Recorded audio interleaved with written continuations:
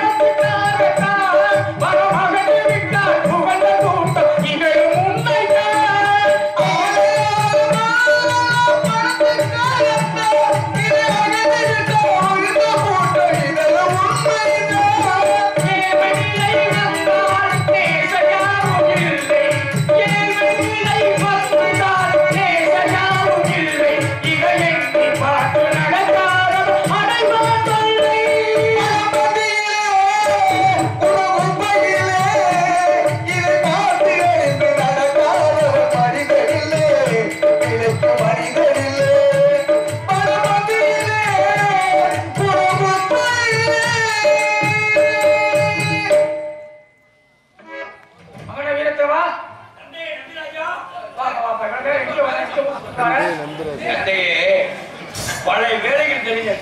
அதற்கு முன்பாக எங்கு நம்பித்தரா நிற்கக்கூடிய அன்பு நண்பர் டிஆர் மகாலிங்க எதிரொலி முருகக்கணி அவர்களுக்கு பொன்னாடி ஓட்டப்படுகிறது. அதுக்காக மகனை எழுத தேவைன்னா நீ அப்பா நம்பியா சாந்தமே பேர் சொல்லுவான் பிள்ளை. அதுக்கு தான் ஆம்பளை பிள்ளை. சூப்பர் சித்தப்பு. ஆனா குமாரே பொன்னாடை பற்றி கிராம பொதுமக்களுக்கு மிக்க நன்றி. எதுக்கு பார்ப்பீங்க? நான் சிவகங்கை செஞ்சேன். நாட்டு மக்கள்லாம் நல்லா இருக்காங்களா? நாட்டு மக்களும் நல்லா இருக்கிறதே நாடகம் போட்டுருக்காங்க. உங்களை பத்தி என்ன ஒரு சொல்ல போறாங்க? அதெல்லாம் இருக்கட்டும். என்ன அழைக்க காரணம் என்ன? நகர்வுலகை செஞ்சதா கூப்பிட்டு காரணம் கேட்க மாட்டாங்களா? கேட்க மாட்டாங்களா? மாதம் மாதிரி மழை பொழிகிறதா என்று கேட்கிறேன். மாதம் மாதிரி மழை பொழிகிறது. சரி, நாட்டு மக்கள் நலமாக உள்ளார்கள். சரி. சின்ன மன ஓட்டத்தோடு இருக்கிறார்கள். என்ன மாவட்டா? நமது குல வழக்கத்தை விட்டு நீங்க வேற என்னமோ செஞ்சுக்கிட்டீங்க. என்ன செய்ய? நமது குல வழக்கம் என்ன? ஆண்கள் உழுது பயிடுவதும் பயிடுவது பெண்கள் திணை காப்பதும் வழக்கம். அதான் சொல்லுங்க. ஆண்கள் உழுது பயிடுவதும் பெண்கள் திணை காப்பதும் வழக்கம். ஆண்கள் உழுது மயிலப்படும் போதுமா? பயிர் காரணம் நல்லா இருக்கு. பயிரிடுவதும் பருவண்ட பெண்கள் திணைக்காவதும் குல வழக்கம். அப்படி இருக்க தங்க வெளியே மட்டுமே நண்போட என்று மறந்துச்சு. வளர்த்த பாசத்தினால மறந்துனப்பா. எதை மறந்துட்டிய? திணைக்காவலுக்கு போறோம். இந்த பெண்ணை திணைக்காவலுக்கு அழைப்பது. சரி, திணைக்காவல் பண்றதுக்கு தங்கச்சி தான் போகணுமா? ஆமா, தங்கச்சி தான். ஏன் கொண்டாடி அனுப்ப வேண்டியதானே? நம்ம குல வழக்கப்படி நம்ம குல வழக்கப்படி தங்கச்சிக்கு போது அண்ணனுக்கு நாங்க 7 பேர் நீங்க பெண்காவல் இருக்கீங்க. அப்படியே முன்காவல் இருக்கு. சரி, அப்ப இது உடனே 2 பேரும் சேர்ந்து தங்கச்சி முக்கம். ஹலோ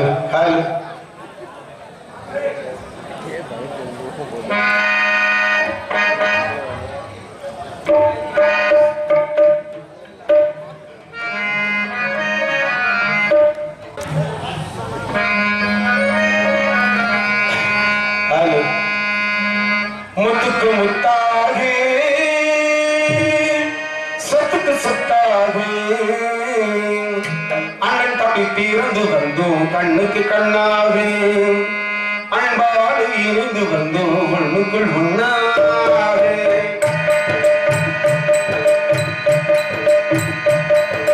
முத்துக்கு முத்தாக சொத்துக்கு சொத்தாக அண்ணன் தம்பி பிறந்து வந்தோம் கண்ணுக்கு கண்ணாக அன்பாடு இருந்து வந்தோம் மண்ணுக்குள் உண்ணாக முத்துக்கு முத்தாக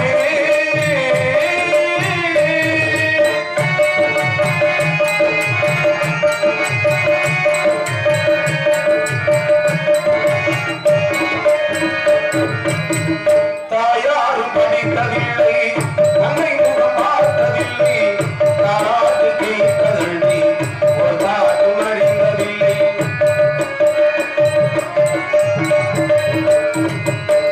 தாயாரும் படித்ததில்லை தன்னை முகம் பார்த்ததில்லை தாராட்டு கேட்பதில்லை ஒரு தாட்டும் அறிந்ததில்லை தானாக படித்து வந்தால் தங்கமீன வாழ்ந்த தம்பி தானாக படித்து வந்தால் தங்கமீன வாழ்ந்த தம்பி தள்ளாத வயதினிலும் வாழுகிறேன் அவரை நம்பி முத்துக்கு முத்தாகே சொத்துக்கு சொத்தாகே அண்ணன் தம்பி இருந்து வந்தோம் கண்ணுக்கு கண்ணாது பண்பாடு இருந்து வந்தோம் உள்ளுக்கு உள்ளாது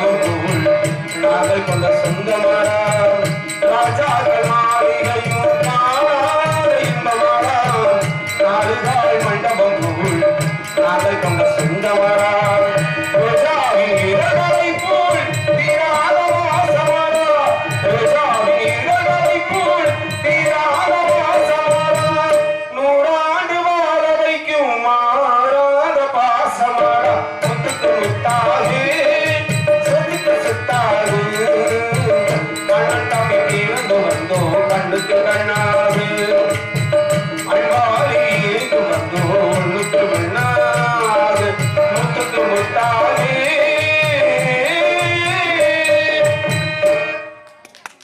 நன்றி நன்றி. தம்பி மாரிமுத்து அவர்கள் தற்செயலாக இன்று இங்கு வருகிறார்கள். ராமலிங்க சுவாமிக்கு நான் மேடையிலே சிறிது நேரம் வாசிக்க வேண்டும் என்று கேட்டு ஏனாதி ராமலிங்கம் அவர்களுடைய மகன் அவர்கள் அவர்களுடைய விருப்பத்தை பூர்த்தி செய்து இங்கே வாசித்துக் கொண்டிருக்கிறார்கள். அவர்களுக்கு அன்பு குழுவின் சார்பாக இந்த கைத்தறி அடையாது.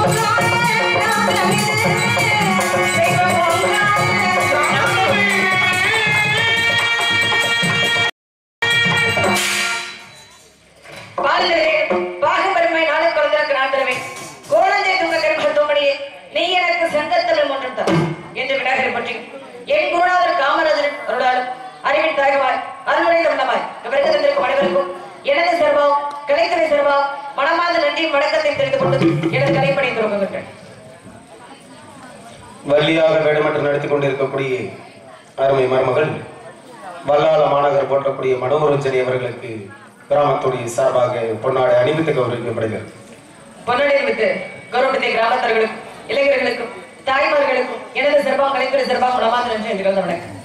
குழந்தை, முல்லை, மருதம், நெய்தல், பாலை ஆகிய ஐவர்களில் என்னாடா பொன்னாடா திகழக்கூடிய குறிஞ்சி நாட்டின் மன்னனா நம்பிக்கை மகளாக வளர்க்கப்பட்டு 7 அண்ணன்மாக உடன் இருக்க செல்லமாக வளர்ந்து விடுகிறேன். இந்த ஏதோ காரணமாக உள்ளமாக இல்ல செல்லமாக இந்த ஏதோ காரணமாக என்னை என் தந்தை அழைத்ததாக அண்ணனும் தெரிவித்து கூறினார்கள். என்ன காரணம் அப்படின்றது தெரியல. போய் பார்ப்போம். அதற்கு முன்பாக உலக்கடவுள் யாரப்பனா முருகன் பெருமான் கந்தன் விளங்காம எந்த காரியத்தையும் பண்ணக்கூடாது. 5 வயதிலிருந்து அரியா பருவத்திலிருந்து அவர் ஒருத்தரை நினைச்சிட்டு இருக்க அப்படின்ற காரணத்தினால் முதல்ல முருகப்பெருமானை வணங்கிட்டு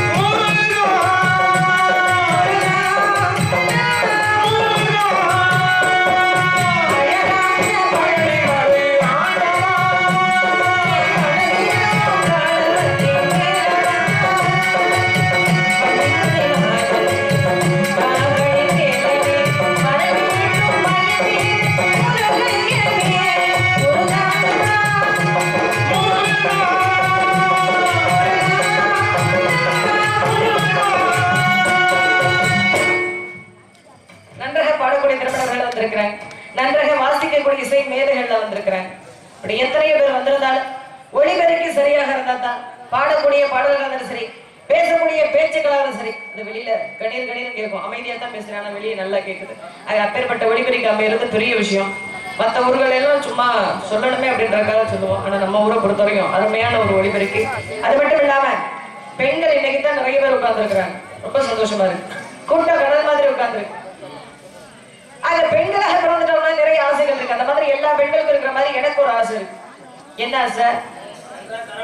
கணவனை கைக்குள்ள வச்சுக்கணும். உனக்கு ஆசை இவனுக்கு முகம் ஒரு மாதிரியா போகுது. இப்ப எந்த புருஷன் முன்னாடி பேச்ச கேட்கிறாங்க? கேட்க மாட்டாங்க. அப்படி கேட்கணும் அப்படின்னா என்ன செய்யணும்? வேற ஒண்ணும் செய்யக்கூடாது. நான் சொல்றது பெரிய மனுஷன் சொல்றதை கேட்டுக்கணும். மாமியார கைக்குள்ள வச்சுக்கிட்டாலே போதும்.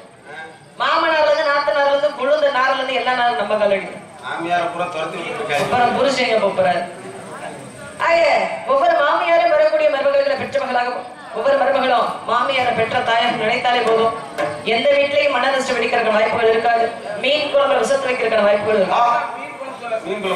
அந்த குழம்புல வச்சாதான் விஷத்துறையோட வெளியே தெரியாது. அப்படி இருக்கும் பொழுது என்னுடைய கணவனாக இருக்கக்கூடிய முருகப்பெருமானை நான் கைக்குள்ள வச்சுக்கிறேன்னா யாரை காக்க பிடிக்கணும் அப்படின்னா என்னுடைய மாமியார். என் மாமியார் யார் தெரியுமா? ஆதிபர சக்தி, உலகத்தையே கட்டி காக்கக்கூடியவள். ஆனா கொஞ்சம் கொஞ்சம் இல்ல, நிறையவே கோபக்காரவள். மாமியாரை காக்க பிடிச்சு பார்த்தேன், ஒண்ணு வேலை கேட்கிற மாதிரி தெரியல. ஆமா. ஆக ஆதியும் மந்தமாக இருக்கக்கூடிய சிவபுராணாகப்பட்டவர் சாதுவாகவே இருப்பார். நெற்றிக்கண்ண திறந்தாருன்னா என்ன நடக்கும்னு தெரியாது. ஆக அப்பேற்பட்ட முறையில இன்னைக்கு மாமனாரை தான் காக்கா பிடிக்கணும் அப்படின்ற முறையில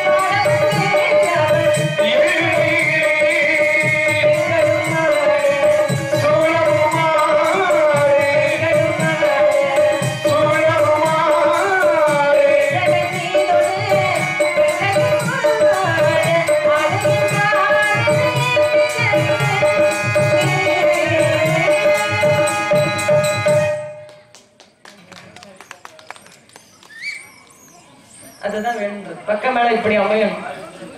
ஆமா, மாரிமுத்து ஏனாதி மாரிமுத்து அவர்கள் அது குரலே கிடையாது, வெங்கல குரல். ஆக அண்ணன் விஸ்வநாதன் அண்ணன் அவர்கள் மிருதங்க வாசிச்சார் அப்படின்னா கண்ணை மூடிட்டு கேட்டோம்னா மங்கள வாத்தியம் மாதிரி காதுகள் ஒழிக்கும். அப்புறம் என் தம்பி சரவணன். ஆக அப்படிப்பட்ட பரமசிவம் அப்பா. இந்த மாதிரி நீங்க பக்க மேல அமர்ந்தால்தான் நாடகத்துக்கு ஒரு கலை வரும். ஆக அப்படிப்பட்ட முறையில வர வர சரியா சாப்பிட முடியல, தூக்க முடியல, பிரஷர் அதான் ஏற்கனவே வந்துருச்சு. எந்த உலகத்துல எல்லா நோய்க்கும் மருந்து கண்டுபிடிச்சிட்டாங்க. ஆனா மருந்து கண்டுபிடிக்க முடியாத ஒரு கொடிய நோய் இருக்கு. அதுதான் என்ன அப்படின்னா காதல் என்னும் நோய். அந்த நோய் இப்ப எனக்கு வந்துருச்சு. காதல் என்று சொல்ல முடியாது. காதல் எப்படி இருக்கும்? உருவமற்றது, உணர்வு புறமணம் ஒன்று. அதை உணரத்தான் முடியும். ஆக எல்லா மிருகத்திலுமே இந்த காதல் என்று சொல்லக்கூடியது இருக்கு. அந்த மாதிரி என்னுடைய மிருக பிரமணம் மீது நான் கொண்டிருக்கக்கூடிய காதல் உண்மையான காதல். அது மட்டும் இல்லாம அவர் எப்போ வருவாரு தான் காத்துக்கிட்டு இருக்கிறேன். வந்து வள்ளி வந்திருப்பது எதற்காக அப்படின்னா மிருக பிரமணுக்காக. இந்த காதல்ல வந்துட்டாலே அப்படித்தான். நிறைய பொய் சொல்லணும்னு தோணும், நிறைய அழுகணும் தோணும், சில சமயம் நிறைய அடிவாங்கணும் கூட தோணும். அடிச்சாலும் வலிக்காது. அதுக்கு பேர் தான் காதல். ஆக அப்பேற்பட்ட காதல் என்னுடைய காதல். எந்த ஒரு பெண்ணாவது ஊரை கூட்டி மைக் போட்டு நான் இன்னாலதான் காதலிக்கிறேன் அப்படின்னு சொல்லுவாங்களா? சொல்ல மாட்டாங்க. ஆனா நான் சொல்லுவேன். ஏன் தெரியுமா? நான் காதலிக்கிறது சாதாரணமானவையா? அந்த தெய்வத்தை காதலிச்சுக்கிட்டு இருக்கேன். அனுதினமும் உணங்கிக்கிட்டு இருந்தேன். அது பூவாகி பிஞ்சாகி காயாகி கனியாகி காதலாகி கடிச்சுட நிற்குது. அப்பேற்பட்ட முறையில இந்த புண்ணிய ஸ்தலத்துல சுட்டுக்கோள் ராமலிங்கம் ஐயா அவர்கள் சுவாமி அவர்களுடைய சன்னிதானத்துல இருந்து அந்த காதலை சொல்லும் பொழுது நிச்சயம் என்னுடைய காதலுக்கு வெற்றி கிடைக்கும் அப்படிங்கிற நம்பிக்கை இருக்கு. அது மட்டும் இல்லாம காதலை பத்தி சொல்லணும்னா எத்தனை விஷயம் சொல்லலாம். இருந்தாலும் நீங்க எல்லாம் கேட்கணும். என்ன தெரியுமா கேட்கணும்? ஏற்கனவே முருகப்பெருமானுக்கு திருமணம் ஆயிடுச்சு, இதெல்லாம் சரிப்பட்டு வருமா அப்படின்னு கேட்கணும். அதான் சொல்ல மாட்டீங்க. சொன்னாலும் நான் கேட்க மாட்டேன். காதல் வந்துட்டா யாரு பேச்சையும் கேட்க தோணாது. ஆமா, அந்த மாதிரி இருக்கும் பொழுது தூங்க முடியலன்னு சொன்ன பாத்தீங்களா? எதுக்காக தெரியுமா? ஒரு சனம் தூங்கிருச்சு, ஓடக்காற்றும் அடிச்சிருச்சு, கவிமனம் தூங்கலையே, அதுவும் ஏனோ புரியலையே. ஒரு சனம் தூங்கிருச்சு,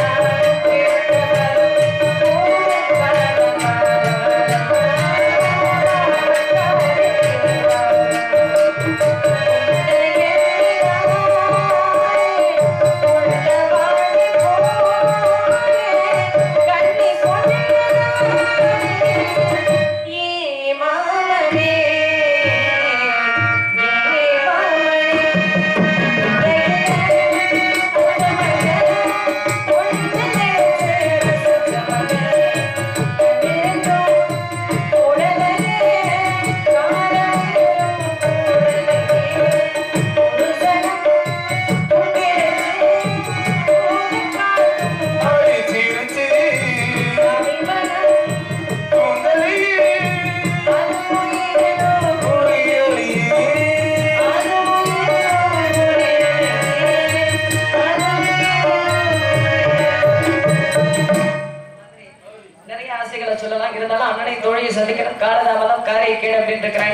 அப்பா ஏதோ ஒரு முக்கியமான விஷயமாகத்தான் கூப்பிட்டுருப்பாரு. அப்பாவே சீக்கிரம் சந்திக்கணும். அப்பாவை கூப்பிட்டுருவோமா? கூப்பிட்டுருவோமா?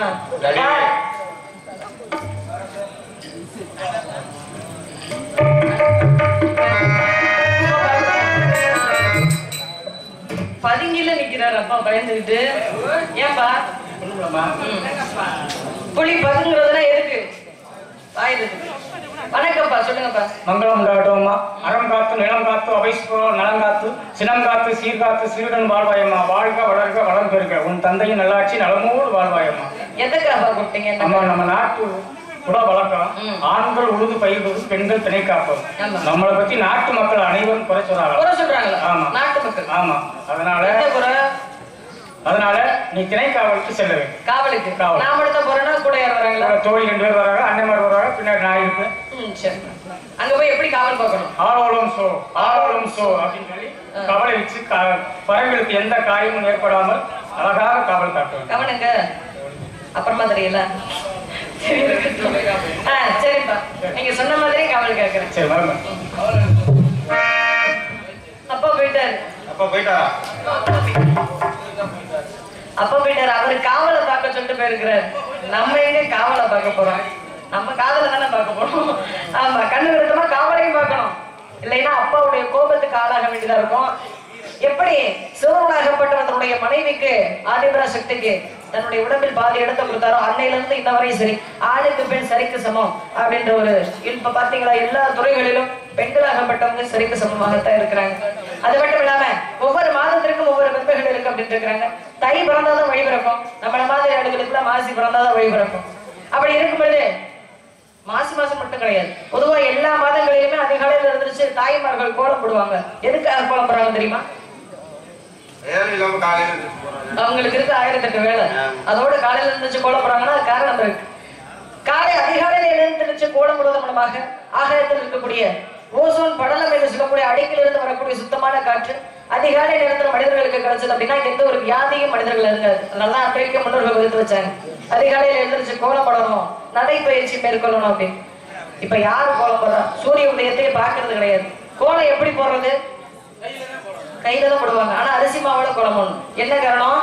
ஈரவு முதல் கொண்டு சிற்றுலாகப்பட்டது அந்த அரிசி மாவை சாப்பிட்டுட்டு நம்ம சந்ததியே எல்லாரும் கொண்டோம் அப்படின்னு மனதார வாழ்த்திட்டு போகுமா?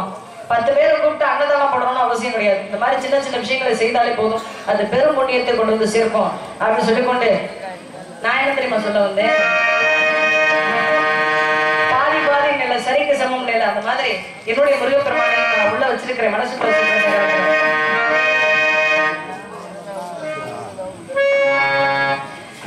நீ பாதி நான் பாதி கண்ணே, அருகே தூங்காது கண்ணே.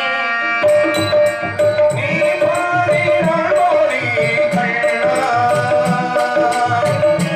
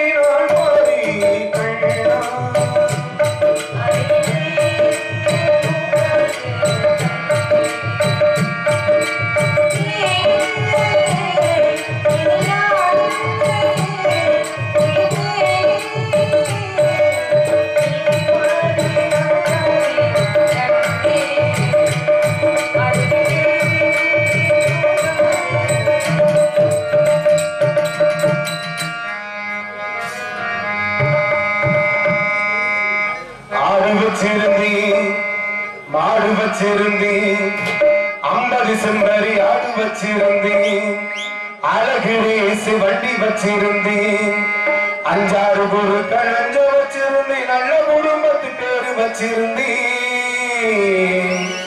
அத்தனையும் போச்சு குடியால் இந்த நிலையாச்சு ஆடு வச்சிருந்தேன்